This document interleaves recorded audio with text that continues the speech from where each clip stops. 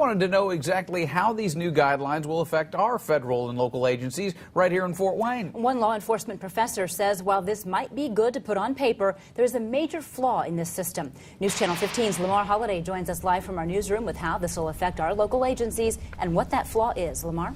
Heather and Mark, I spoke with the Fort Wayne office of the FBI, which a spokesman says already adheres to the new guidelines. But Dominic Lombardo with Indiana Tech says the major flaw is that it's tough to prove racial profiling.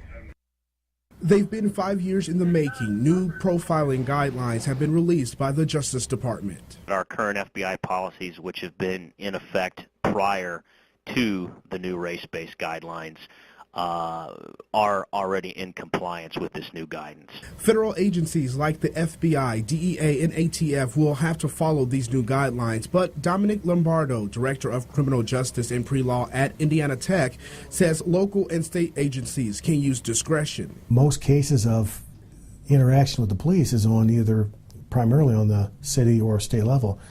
At this time, again, it doesn't apply to the state or city level. Though this wasn't drafted after the recent high-profile cases of 2 unarmed black men killed by white officers, the guidelines have been released during the time of ongoing protest and conversations about police treatment of minorities. Lombardo believes the federal government will use this as a roadmap for city and state levels to adapt eventually, but he points out a major flaw in the guidelines.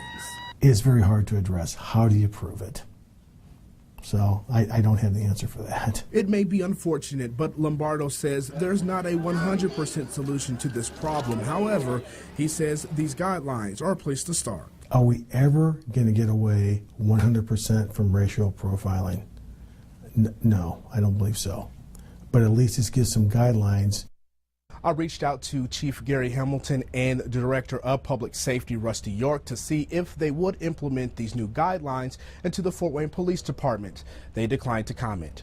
In the newsroom, Lamar Holliday, News Channel 15.